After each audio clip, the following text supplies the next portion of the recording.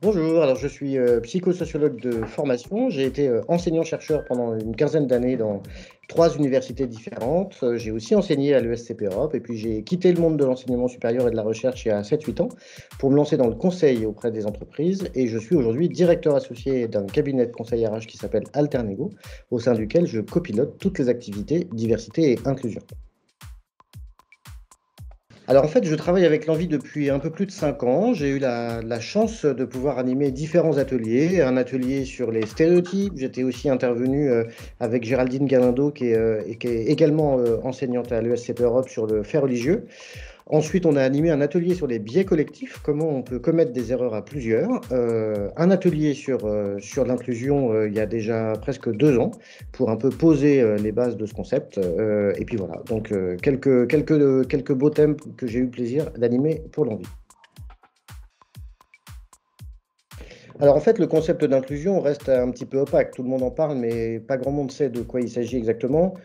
Ça devient un sujet important pour deux raisons. D'abord parce que ça fait 20 ans qu'on accumule des sujets sur les diversités, mais de façon très silotée. Alors, historiquement, d'abord la mixité, le handicap, puis les générations. Mais aujourd'hui, on voit bien comment les entreprises sont face à une impasse parce que, à force d'aligner des silos, bah, ça communautarise et ça donne le sentiment que bah, y a des gens auxquels on ne s'intéresse pas.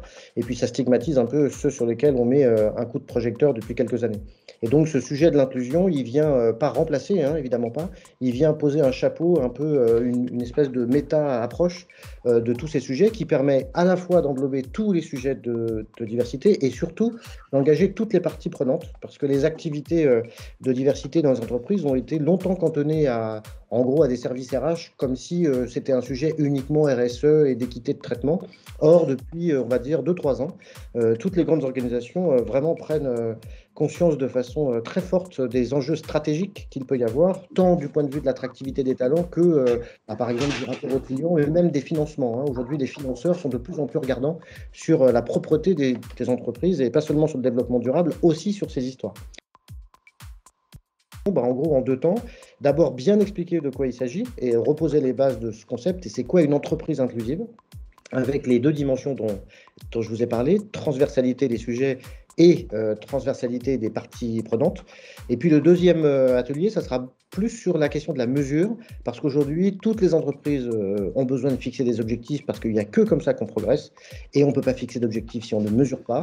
Or, on est dans un contexte en France où la mesure n'est pas forcément quelque chose de très simple, et donc on va apprendre à mesurer comment une entreprise peut être inclusive.